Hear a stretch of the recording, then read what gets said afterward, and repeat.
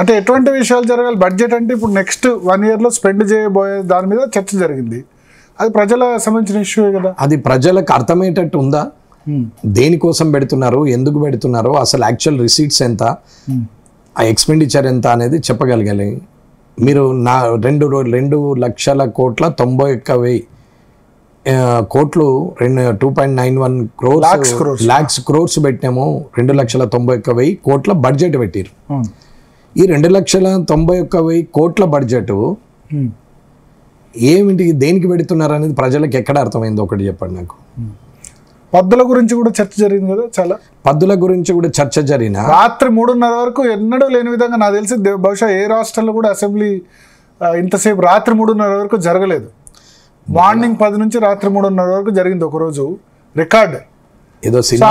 ఏదో సినిమాలో డైలాగ్ ఉన్నట్టు ఎప్పుడు వచ్చినా మనకి కాదు ఎంత పని అయింది అనేది ముఖ్యమన్నట్టు, ఎన్ని గంటలు మాట్లాడినాం అనేది కాదు, అసలు ఆ మాట్లాడిందల్లా అర్థం ఏమన్నా ఉందా అనేది మీడియానే చెప్పొచ్చు. మీడియా అన్ని గంటలు 3:15 దాకా పనిచేసాం కదా ఉదయం.